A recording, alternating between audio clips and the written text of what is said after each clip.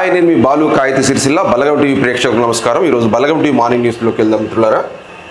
సాక్షిలో first fail ఏమొచ్చిందంటే కాంగ్రెస్కు ATM, Revanth సర్కార్పై కేంద్ర హోంమంత్రి అమిత్ షా ధ్వజం. బీఆర్ఎస్ ప్రభుత్వానికి మించి అవినీతికి పాల్పడుతుంది. ఈ ప్రభుత్వానికి నూకలు చెల్లే రోజులు వచ్చాయి. బీజేపీ ప్రభుత్వం ఏర్పాటుకు నాయకులు కార్యకర్తలు సంకల్పం తీసుకోవాలి. ఆపరేషన్ సింధూర్ రాయల్ బాబా పిచ్చి ప్రశ్నలు వేస్తున్నారు. 10 ఏళ్లలో పాకిస్తాన్కు భారత్కు తడాక ఏంటో చూపించాం. మావోయిస్టులు వెంటనే హత్యాకాండను విడిచి లొంగిపోవాలి. పసుపు బోర్డు కార్యాలయం ప్రారంభం, లోగో ఆవిష్కరణ. బోర్డు ఏర్పాటుకు పసుపు రైతులకు ఎన్నో ప్రయోజనాలు. అమిత్ షా నిజామాబాద్ రైతు మహాసమ్మేళనంలో సభలో అమిత్ షా, కేంద్ర హోంశాఖ మంత్రి అమిత్ షా మాట్లాడినట్టు ఉంది మిత్రులారా. బీఆర్ఎస్ ప్రభుత్వానికంటే కాంగ్రెస్ ప్రభుత్వం ఎక్కువ అవినీతి చేస్తుందని చెప్పేసి బీజేపీ అమిత్ షా నిన్న నిజామాబాద్ బహిరంగ సభలో మాట్లాడినట్టు చెప్తున్నారు. వాస్తవానికి ఇది ఆలోచించేదగ్గ విషయమే. పదోన్నతుల్లో పంచాయతీ 2000 మందికి టీచర్లకు పైగా ప్రమోషన్లకు ఫైల్ రెడీ. 2-3 రోజుల ఉత్తర్వుల అవకాశం. అభ్యంతరం వ్యక్తం చేస్తున్న 2023 GHMలు తొలుత బదిలీలు చేపట్టి తమకు ఛాన్స్ ఇవ్వాలని డిమాండ్. కోర్టుకు వెళ్లే యోచనలో ఉపాధ్యాయ సంఘాలు. ఈ ఉపాధ్యాయ సంఘాలు ఇప్పుడు ప్రమోషన్లైనా బదిలీలైనా ఎప్పుడో ప్రతిసారి కోర్టుకు వెళ్ళే వ్యవహారం నడుస్తుంది. ఇది ఎన్నిక ఏకగ్రీవమే. కమల దళపతిగా ఈటల, రామచంద్రరావుకు ఒకరికి అవకాశం. ఆ దిశగా సమాలోచన చేస్తున్న అధిష్టానం. బీజేపీ రాష్ట్ర అధ్యక్ష ఎన్నిక నోటిఫికేషన్ విడుదల. నేడు నామినేషన్ ప్రక్రియ, రేపు ఎన్నిక. భారతీయ జనతా పార్టీ రాష్ట్ర అధ్యక్ష ఎన్నికకు నోటిఫికేషన్ విడుదలైంది. బీజేపీ రాష్ట్ర ఎన్నికల ఇన్ఛార్జు ఎండల లక్ష్మీనారాయణ ఎన్నికల ప్రకటన విడుదల చేశారు. అధ్యక్ష స్థానానికి పోటీ చేయాలనుకునేవారు సోమవారం నామినేషన్ దాఖలు చేయాల్సి ఉంటుంది. జూలై 1వ తేదీన అధ్యక్ష ఎన్నిక జరగనుంది. ఈ మేరకు పార్టీ పెద్దలు ఎన్నిక ప్రక్రియకు సంబంధించి ఏర్పాట్లు పూర్తి చేశారు. అధ్యక్ష ఎన్నిక ప్రక్రియలో 119 మంది రాష్ట్ర కౌన్సిల్ సభ్యులు, 38 జిల్లా శాఖ అధ్యక్షులు, 17 మంది జాతీయ కౌన్సిల్ సభ్యులు పాల్గొంటారు. రాష్ట్ర అధ్యక్షుడి ఎన్నికకు సంబంధించిన అంశంపై పార్టీ నాయకత్వం ఇప్పటికే సన్నాహక సమావేశం నిర్వహించింది. రంగారెడ్డి జిల్లా మన్నెగూడ సమీపంలో ఓ కన్వెన్షన్ సెంటర్లో జరిగిన ఈ సమావేశంలో పార్టీ రాష్ట్ర ఇన్ఛార్జ్ అభయ్ పాటిల్, సంస్థాగత ఇన్ఛార్జ్ చంద్రశేఖర్ తివారీ తదితర పార్టీ నాయకత్వాన్ని దిశానిర్దేశం చేశారు. అధ్యక్ష ఎన్నికకు పెద్దగా పోటీ లేకుండానే అందరి సమ్మతితో ఎన్నికలు జరిగే అవకాశాలున్నాయి. ఇప్పుడు ఇందులో భాగంగా అభ్యర్థి మాత్రం నామినేషన్ దాకే ప్రక్రియ సంపర్కి ఏముంది. ఇంకెలా నామినేషన్ వేసిన కొన్ని గంటల వ్యవధిలోనే నామినేషన్ పరిశీలన నిర్వహిస్తారు. ఒకరికంటే ఎక్కువ మంది అభ్యర్థులు నామినేషన్ వేస్తే విత్డ్రాకు అవకాశం ఉంటుంది. ఈ ప్రక్రియ అంతా అంటే వీళ్ళు బీజేపీ రాష్ట్ర అధ్యక్షునిగా రామచంద్రరావు, ఈటల అంటే వీళ్ళెవరికి ఒక్కొక్కరికి అవకాశం ఇచ్చే అవకాశం ఉందని చెప్పేసి సాక్షిలో ఒక కథనం. అంటే నా ఉద్దేశం ఏంటంటే బీజేపీ పార్టీలో వాస్తవానికి బండి సంజయ్ గారు రాష్ట్ర అధ్యక్షులు ఉన్నప్పుడు ఒక వెలుగు వెలిగింది బీజేపీ పార్టీ వచ్చేసి. తర్వాత ఇప్పుడు ఇస్తే ఒక ఈటల రాజేందర్ కూడా ఓకే, అర్హుడే. రామచంద్రరావు కూడా అర్హుడే కావచ్చు. కానీ ఈటల రాజేందర్ కంటే బండి సంజయ్ గారికి మరీ ఒకసారి రాష్ట్ర బీజేపీ పగ్గాలు అప్పగిస్తే బీజేపీ పార్టీ ఇంకో క్షేత్రస్థాయిలో వెళ్ళే అవకాశం ఉంటుంది, కొంచెం బలోపేతమయ్యే అవకాశం ఉంటుందని కూడా చెప్పొచ్చు మిత్రులారా. ఈ ముగ్గురు బీసీలో రామచంద్రరావు కూడా బీసీ ఆయన రావనుకుంటా. సరే, ఈటల రాజేందర్ అన్న బండి సంజయ్ గారు ఇది అసలు పరిశీలన ఉందో లేదో కానీ బండి సంజయ్ గారు రాష్ట్ర అధ్యక్షునిగా ఉంటే మాత్రం బాగుండే అవకాశం ఉంటుంది. బీజేపీ పార్టీ కూడా బలపడుతుంది. నెక్స్ట్ వచ్చేసి నమస్తే తెలంగాణ. అక్షరాల 1,00,000 కోట్ల పంట. కేసీఆర్ హయాంలో రాష్ట్రంలో సాగు బంగారం. 2023-24 తెలంగాణ రైతులు పండించిన పంట విలువ 1.16 లక్షల కోట్ల రూపాయలు. 2014-15లో 45,000 కోట్లు మాత్రమే. 10 ఏళ్లలో 70,000 కోట్లు పెరిగిన దిగుబడి విలువ. ధాన్యం ఉత్పత్తిలో దేశం నెంబర్ 1 రాష్ట్రం.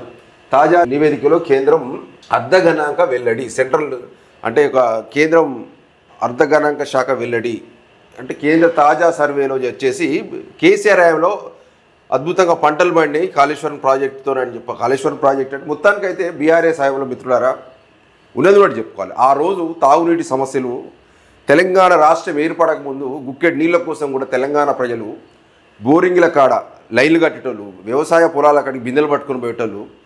కేసీఆర్ ముఖ్యమంత్రి అయినాక తెలంగాణలో తాగునీటి సమస్య, సాగునీటి సమస్య పోయిందని చెప్పాలి. కాళేశ్వరం ప్రాజెక్టు ద్వారా కూడా వేలాది ఎకరాలు, లక్షలాది ఎకరాలు సస్యశ్యామలమైందని మాత్రం చెప్పాలి. పంటలు కూడా అధిక దిగుబడి.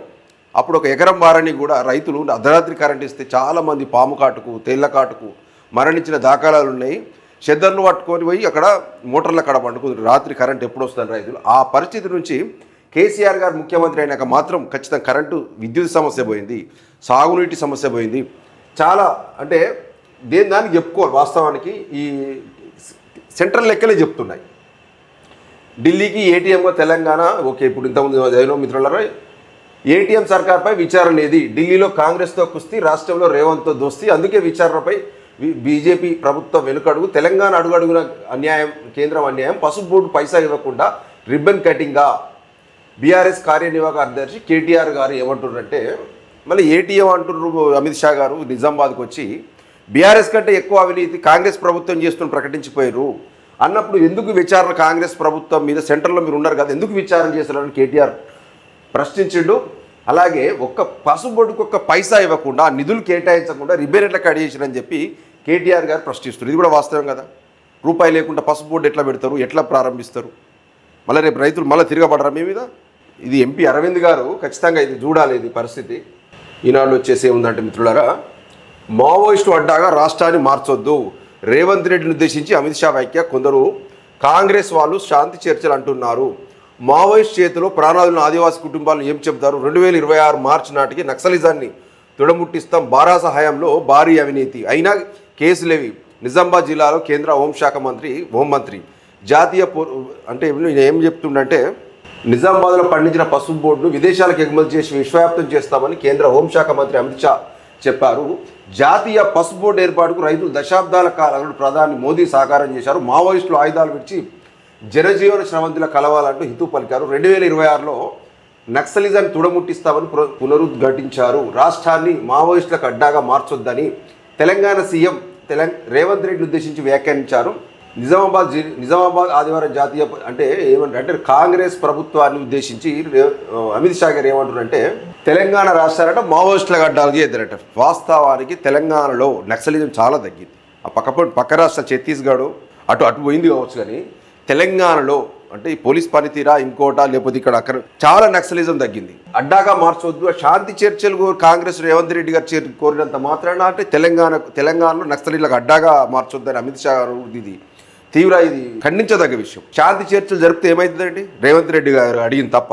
వాళ్ళు ప్రజల కోసం తుపాకీ బట్టి ఆ రోజుల్లో ఎట్లా జంగల్లోకి పోయినరో, కానీ ఇప్పుడు ప్రజల డిమాండే కదా మేము ముంగడ పెట్టేది.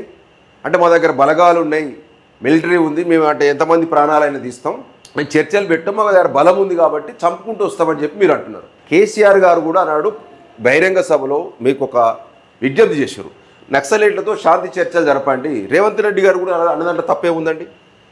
అడిగినంత మాత్రాన నక్సలైట్లకు రాష్ట్రం అడ్డాగా మార్చాలనుకుంటున్నారా అమిత్ షా గారు? ఇది 4న ఎల్బీ స్టేడియంలో కాంగ్రెస్ సభ గ్రామస్థాయి పార్టీ అధ్యక్ష సమ్మేళనానికి రానున్న ఖార్గే. ఇంకొచ్చేసి రవాణా శాఖలో అవినీతికి బ్రేక్ పడేది ఎప్పుడో, ఏజెంట్ల చేతికే ఆర్సీలు, డ్రైవింగ్ లైసెన్సులు, షోరూంలోనే శాశ్వత రిజిస్ట్రేషన్ ప్రకటనలకే పరిమితం. రవాణా శాఖ తీరు మారలేదు, పారదర్శక విధానాల కోసం నిర్ణయాలు జరిగినా అవి అమలులోకి రావడం లేదు. సాధారణంగా షోరూమ్ వాహన సమయంలోనే డీలర్లు లైఫ్ టైం రిజిస్ట్రేషన్ ట్యాక్స్ను వసూలు చేస్తారు. తర్వాత ఏజెంట్ల ద్వారా ఆ ట్యాక్స్ని ఆర్టీఓకు పంపుతారు. అయితే అక్కడ రిజిస్ట్రేషన్ల ప్రక్రియ పూర్తి చేసిన అధికారులు ఆ పత్రాలు నేరుగా వాహన యజమానికి ఇవ్వకుండా కింది స్థాయి ఉద్యోగుల ద్వారా దళారుల చేతికి పెట్టి అక్రమ వసూలకు పాల్పడుతున్నారు. ఈ తరహా అవినీతి చర్యలను నియంత్రించడం కేంద్ర ప్రభుత్వం రహదారి భద్రత చట్టంలో వాహనదారులకు ఊరట కల్పిస్తూ 2016లో పలు మార్గదర్శకాలు జారీ చేసింది. దీని ద్వారా వాహనాల షోరూంలో శాశ్వత రిజిస్ట్రేషన్కు వెసులుబాటు కల్పించింది. ఆంధ్రప్రదేశ్తో సహా రాష్ట్రాలు అప్పటి నుంచి డీలర్ దగ్గర రిజిస్ట్రేషన్లు అవుతున్నాయి. 3వ పేజీలు ఉందట. తెలంగాణలో ఏడాదిన్నరగా అదిగో ఇదిగో అంటున్న అమౌలికి మాత్రం రావడం లేదు. కేంద్రీకృత విధానంలో జాప్యమే. రాష్ట్రంలో 62 ఆర్టీఓ కార్యాలయాలు ఏటా సుమారు 36 లక్షల వాహన రిజిస్ట్రేషన్లు, పత్రాలు, డ్రైవింగ్ లైసెన్స్ జారీ చేస్తున్నారు. మహారాష్ట్రలో కేంద్రీకృత విధానంలో కేవలం కేంద్ర కార్యాలయం నుంచి ఆయా కార్డులు నేరుగా వినియోగదారుల ఇళ్లకు పంపుతుండటంతో అవినీతికి ఆస్కారం లేకుండా పోయింది. అవినీతిని అరికట్ట అంటే తెలంగాణలో మాత్రం ఇప్పుడు రవాణా శాఖ మంత్రి మన పొన్నం ప్రభాకర్ అన్న అనుకుంటా. ప్రభాకర్ అన్న ఇది కొంచెం అమలు చేయాలన్న. ఇది ఎందుకంటే దళారులు అక్రమ వసూళ్ల ద్వారా వాహనదారులు వేలాది రూపాయలు నష్టపోతున్నారు. ఇది ఇబ్బందికరం. ప్రతి ఆర్టీఓ కార్యాలయంలో కూడా అక్రమ వసూళ్లకు అడ్డాలుగా మారుతున్నాయి. దళారుల చేతుల్లో ఇప్పటికీ వ్యవస్థ నడుస్తుందంటే ఈ రాష్ట్ర ప్రభుత్వం ఏం చర్యలు తీసుకుంటుందో కూడా మీరు ఆలోచన చేయాలనేది ఖచ్చితంగా ఒకటి మీరు ఆలోచన చేసి ఖచ్చితంగా దళారుల చేతులు కాకుండా డైరెక్ట్ వాహనదారులకే ఐడి కార్డు, ఆర్సీ కార్డులు కానీ డ్రైవింగ్ లైసెన్స్ ఇచ్చే ఏర్పాటు చేయాలి. బీఆర్ఎస్ పైన అవినీతి పోలేదు, కాంగ్రెస్ పాలన కొనసాగుతున్నాం అమిత్ షా. గురుకులాల గోడు జనవరి నుంచి నిలిచిపోయిన బిల్లులు, పలు చోట్ల గుడ్లు, చికెన్, అరటి పనులు సరఫరా బంద్. రేపటి నుంచి పూర్తిగా కాంట్రాక్టర్ వచ్చేకే రాష్ట్ర ప్రభుత్వం ఇది ఖచ్చితంగా ఆంధ్రజ్యోతిలో వచ్చింది. గురుకులాలో అంటే బిల్లులు చెల్లించక కాంట్రాక్టర్లు మొత్తం మేము రేపటి నుంచి గుడ్లు, చికెన్, అరటి పనులు అన్ని బంద్ చేస్తాడు రేవంత్ రెడ్డి గారు. ఖచ్చితంగా ఇది ఒకసారి చూసి ఆ పెండింగ్ బిల్లులు విడుదల చేస్తే విద్యార్థులు ఆదుకున్న వారు అవుతారు. ఇది ముఖ్యంగా విద్యా వైద్యం మీద ఎప్పుడు నిర్లక్ష్యం చేయొద్దు. నిధులు ఎప్పటికప్పుడు విడుదల చేయండి సార్. మిగతా ఇవన్నీ ఆపినా పర్వాలేదు, నో ప్రాబ్లం. నాకు రాజకీయ అండదండాలు ఉన్నాయి, నన్ను ఏమి చేయలేవు. స్వేచ్ఛకు పూర్ణచంద్ర బెదిరింపులు. వారం క్రితం ఇద్దరు కలిసి అరుణాచలానికి ప్రయాణం. స్వేచ్ఛ వెళ్ళి పెళ్లి ప్రస్తావన దగ్గర కుదరదన్న పూర్ణచంద్ర, ఇద్దరి మధ్య వాగ్వాదం, మనస్తాపం, ఆత్మహత్య. స్వేచ్ఛ నా రిలేషన్ జోగినిపల్లి సంతోష్కు తెలుసు స్వేచ్ఛతో. ప్రస్తుతం నేను ఆయన వద్దే పనిచేస్తున్నాను. పోలీసులకు పూర్ణచంద్ర వాంగ్మూలం అనంతరం కోర్టుకు తరలింపు. పడ్డాలో పేజీలు ఏముంది. న్యూస్ యాంకర్ స్వేచ్ఛ బలవన్మరణం ఘటనలో తీవ్ర ఆరోపణలు ఎదుర్కొంటున్న పూర్ణచంద్ర నాయక్ గురించి సంచలన విషయాలు వెలుగులోకి వచ్చాయి. పెళ్లి చేసుకుంటానని స్వేచ్ఛకు మాటిచ్చి ఒత్తిడి చేసి మరి భర్త నుంచి విడాకులు తీసుకునేలా చేసిన పూర్ణచందర్ ఆ తర్వాత ఆమె పెళ్లి ప్రస్తావన వచ్చిన ప్రతిసారి ఏదో ఒకటి చెప్పి దాటవేశాడు తేలింది. ఇటీవల పెళ్లి చేసుకునేది లేదని ఆమెకు తేల్చి చెప్పి తనకు రాజకీయంగా అండదండాలు లేని తననేమీ చేయలేవంటూ స్వేచ్ఛను అతడు బెదిరించినట్టు సమాచారం. పెళ్లి చేసుకుంటానని పూర్ణచంద్ర నమ్మించి మోసం చేశాడని తీవ్ర మనస్తాపానికి గురి ఆత్మహత్యకు పాల్పడింది. 14 రోజులు రిమాండ్ చేసిరు. 15 ఏళ్ళుగా స్వేచ్ఛతో కలిసి ఉంటున్నట్లు విచారణ తెలియదు. తాను పెళ్లి చేసుకుంటానని భర్తకు విడాకులు ఇవ్వమని స్వేచ్ఛపై పూర్ణచంద్ర ఒత్తిడి చేయడంతోనే ఆమె విడాకులు ఇచ్చారని విచారణలో తెలిసింది. ఆమె నమ్మించి పెళ్లి చేసుకునే ఉద్దేశం అతడికి లేదని తెలియడంతోనే అరుణాచలం వెళ్ళి వచ్చినట్టు పోలీసులు గుర్తించారు. అక్కడి నుండి తిరిగి వస్తుండగా స్వేచ్ఛ మరోసారి పెళ్లి ప్రస్తావన తెచ్చారు. ఇది ఇద్దరి మధ్య మరోసారి వాగ్వాదానికి దారితీసింది. పెళ్లి చేసుకునేందుకు పూర్ణచంద్ర ఒప్పుకోకపోవడంతో తను ఏమి చేయలేని తనకు రాజకీయ అండదండలు ఉన్నాయని స్వేచ్ఛను బెదిరించినట్టు తెలిసింది. ఈ పరిణామంలోనే తనకు పెళ్లి చేసుకునే ఉద్దేశం పూర్ణచంద్ర లేదని గ్రహించి మనస్తాపానికి గురై స్వేచ్ఛ ఆత్మహత్య చేసుకున్నట్లు ఇప్పుడు కథనంలో ఆంధ్రజ్యోతిలో ఉంది. సరే, ఏదేమైనప్పటికీ న్యూస్ రీడర్ స్వేచ్ఛ ఆత్మహత్య అనేది చాలా బాధాకరమైన విషయం. స్వేచ్ఛ నాకు కూడా పరిచయమే. పూర్ణచంద్ర కూడా నాకు 10 సంవత్సరాల నుంచి ఆయన కొంచెం జర్నలిస్ట్గా పరిచయం. పెద్ద సంబంధాలు లేకపోయినప్పటికీ కూడా స్వేచ్ఛ అసలు ఆత్మహత్య చేసుకునే పరిస్థితి కాదు. అసలు ఏమవుతుందమ్మా, ఎన్నో కష్టాలు ఎదుర్కొని వచ్చినావు. పాప కోసమైనా బతికేది ఉండే. ఒక వ్యక్తి కోసం పెళ్లి చేసుకుంటలేదని ఆల్రెడీ నీ జీవితంలో 2 విషాద సంఘటనలు, అంటే ఇద్దరితో ఇబ్బంది అయ్యి దూరం ఉన్నావు. ఎట్లా కలిసిరో ఏమో. ఆయన పెళ్లి చేసుకుంటే ఆత్మహత్య చేసుకుంటే అయితే కరెక్ట్ కాదమ్మా. ఇది పూర్ణచంద్రు ఎవరైనా నాకు రాజకీయ అండదండలు నేను ఎవరైనా బెదిరిస్తారు? అసలు బెదిరిది అంటే సరే, ఏమైనప్పటికీ ఇప్పుడు మరణించిన స్వేచ్ఛకు వాళ్ళ కుటుంబానికి ప్రాగాఢ వాళ్ళకు కొంచెం ధైర్యాన్ని ఇచ్చే పరిస్థితి చేయాలి మనం. దీని మీద ఎక్కువ అసలు వ్యక్తిగత కారణాలు. సంతోష్రావు దగ్గర పనిచేస్తే ఈ పూర్ణచంద్ర నాయక్ అనేటోని నువ్వు ఈ పిచ్చి పనులు అని చెప్పి జోగినిపల్లి సంతోషం అని చెప్తారు. వీళ్ళు ప్రైవేట్గా ఆయన దగ్గర గ్రీన్ ఛాలెంజ్గా డైరెక్టర్గా వీడియోలు చేసి ఇచ్చేవారట. నాకు తెలిసిన విషయం. రాజకీయాలకు ముడిపెట్టి వ్యక్తిగత సంబంధాలను ఇది ఒక ఇష్యూ పెద్దగా చేయాలని చూస్తారు. ఇప్పుడు ఆయన నిన్న అరెస్ట్ తర్వాత 14 చోట్ల రిమాండ్ అయింది. నిన్న ఒక లేఖ విడుదల చేసిండు. నేనేం తప్పు చేయలేదు. వాళ్ళ తల్లిదండ్రులు వాళ్ళు జనశక్తిలో పనిచేసినప్పుడు ఈమె సరిగా అసలు పర్యవేక్షణ లేదు, లేకపోతే వేరే దగ్గర వేరేటోళ్ళు పెంచుకున్నారు. ఆమె చాలాసార్లు ఆమె అతను బాధ చెప్పుకుందని చెప్పేసి ఒక లేఖ కూడా రిలీజ్ అయినాక స్వేచ్ఛ పాపతో 13 ఏళ్ళ అమ్మాయి అరణ్యతో ఒక పిటిషన్ ఇప్పించారు. ఫోక్స్ నాతో బ్యాడ్ టచ్ చేసిరు. ఆ అమ్మాయి జీవితాన్ని కూడా మేము పరిగణనకు తీసుకోవాలి. రేపల్లా ఆ అమ్మాయికి మంచి చదువు వచ్చి ఆమె జీవితం నిలదొక్కునే ఏర్పాట్లు అయితే అందరూ చేయాల్సిన పరిస్థితి ఉంటుంది. ఇది ఖచ్చితంగా ఇది పొలిటికల్ ఎటో పోతుంది అనిపిస్తుంది. అయితే వాస్తవానికి అమ్మాయి చనిపోవడం చాలా బాధాకరం. ఈ కేసులో ఖచ్చితంగా శిక్ష పడాల్సిందే. తప్పు చేస్తే ఖచ్చితంగా శిక్ష అనుభవించాల్సిందే. కానీ చిన్నపిల్లని మళ్ళీ థెరపీకి తీసుకొచ్చి ఆమె జీవితాన్ని ఎడగాకుండా చేయొద్దని నేను వాళ్ళ కుటుంబ సభ్యులు కూడా విజ్ఞప్తి చేస్తున్న. శంకర్ గారికి కూడా కొంచెం చూడండి. ఎందుకంటే ఈ కేసులో ఎట్టి పరిస్థితుల్లో ఈ నిందితుడిగా భావిస్తున్న పూర్ణ గారిని శిక్షించాల్సిందే. చట్ట ప్రకారం చర్యలు తీసుకోవాల్సిందే. కానీ చిన్న పాప విషయంలో మాత్రం ఆలోచన చేయండి. ఇది సరైన విధానం అయితే కాదు అనిపిస్తుంది పరిస్థితి. మహా టీవీపై ఘటనలో గెల్లు శ్రీనివాస్తో సహా 12 మంది అరెస్ట్. పరారీలో ఉన్న 11 మంది అరెస్ట్ అయిన వారందరికీ బెయిల్ మంజూరు. గెల్లు శ్రీనివాస్, బాల్క సుమన్ పై తదితరులపై మరో కేసు. మహా టీవీ కార్యాలయపై దాడిఘటనలో టీఆర్ఎస్ అధ్యక్షుడు గెల్లు శ్రీనివాస్తో పాటు 12 మందిని అరెస్టులు చేశారు. కేటీఆర్ పై ప్రసారం చేసిన కథనాన్ని నిరసనగా ఈ నెల 28 బీఆర్ఎస్ నాయకులు ఫిలింనగర్లోని మహా టీవీ కార్యాలయంపై దాడి చేసిన విషయం తెలిసిందే. వీరు జరిపిన రాళ్లదారిలో కార్యాలయం ఫర్నిచర్లు, కార్లు ధ్వంసమై సురేష్ అనే ఉద్యోగి గాయాలయ్యాయి. ఛానల్ ఎగ్జిక్యూటివ్ ఎడిటర్ అజిత ఫిర్యాదు మేరకు జూబ్లీహిల్స్ పోలీసులు పలు సెక్షన్ల కింద కేసు నమోదు చేశారు. సీసీ కెమెరాలు పరిశీలించిన మొత్తం 24 మందిని గుర్తించారు. వీరిలో బీఆర్ఎస్ అధ్యక్షుడు గెల్లు శ్రీనివాస్తో పాటు 12 మందిని అరెస్ట్ చేసి కోర్టులో హాజరుపరిచారు. మరో 11 మంది పరోరులో ఉన్నట్టు పోలీసులు తెలిపారు. అనంతరం విలేకరులతో మాట్లాడుతూ బీఆర్ఎస్ నాయకులు ఉద్దేశపూర్వకంగా కేసు పెట్టి నాయకులపై పోలీసులు ఉద్దేశపూర్వకంగా పెట్టిన గెల్లు శ్రీనివాస్ అరెస్టు సందర్భంగా విధులకు ఆటంకం పోలీసులు ఆరోపించారు. సరే ఏదేమైనప్పటికీ మహా టీవీ మీద సంఘటన మనం చర్చించుకోవాలి. మహా టీవీ వాస్తవానికి భౌతిక దాడులకు నేను వ్యతిరేకం. మీడియా స్వేచ్ఛను కూడా కాపాడాల్సిన పరిస్థితి ఉంటుంది. దాంతో పాటు మీడియా కూడా కొన్ని పరిధులు ఉంటాయి. మనం ఇష్టం ఉన్నట్టు ఇంకోని జీవితంలోకి పోయి వాని పిల్లం అట్లా, వీని పిల్లం ఇట్లా, వీని పిల్లం వాని దగ్గరికి పోయింది, వాని పిల్లం వీని దగ్గరికి పోయింది, లేకపోతే బ్లాక్ మెయిల్ చేసి రప్పించుకున్నాడు, ఏం ఆధారంలో ఇస్తారండి? ఎంత దుర్మార్గమైన ప్రచారం అంటే వీళ్ళది. ఏది మహా టీవీ వాళ్ళది చూడండి, ఎంత దుర్మార్గమైన థంబ్నెయిల్సో. ఆ యాంకర్లకు రాత్రి కాల్ చేసి రాకపోతే రికార్డింగ్ బాగోతాన్ని బయట పెట్టి ఒకటి కాపురాలు కూల్చేశారు. ఎంత దూరం చూడండి, ఎంత అన్యాయం అంటే వీళ్ళు. ఒక ఐఏఎస్ మహిళా ఐఏఎస్ జంటను ఫోటో పెట్టి మార్పి అంటే కొంచెం బ్లర్ చేసేసి పెట్టారు. కేటీఆర్ బొమ్మ పెట్టి కాపురాలు కూల్చేశారు. అవునే మహా టీవీ వంశీ గారు చూశారండి మీరు? వాళ్ళు కలిసి ఉన్నారా విడిపోయారా అంతా మీరే నిర్ణయిస్తారా? ఏం కూల్చారండి? ఈ ఆధారం ఉంటే బయట పెట్టరాదు. గివేనా? ఒక తెలంగాణ సాధించిన ఉద్యమ నాయకుడు కేటీఆర్ గారిని ఈ ఫోటోలు పెట్టి కాపురాలు కూల్చేశారు ఫోన్ ట్యాపింగ్లతోని. అంటే ఇష్టం ఉన్నట్టు వాడుకుంటారు వీడుకుంటూ. అంటే ఎంత దుర్మార్గమైన వ్యవస్థ ఇది. ఇది ఎవరైనా సమ్మతిస్తారా? ఇటువంటి థంబ్నెయిల్స్ రాత్రి రాకపోతే హీరోయిన్స్ మోడల్స్తో కాల్ రికార్డు బయట పెట్టి అంటూ మౌనం అంగీకారం. సిగ్గుందా ఆడవాళ్ళ ఫోన్ వినడానికి సిగ్గు. ఫోన్ ట్యాప్ చేసిన విషయం మొత్తం వీళ్ళకి ఆధారాలు మహా టీవీకి వచ్చినాయి.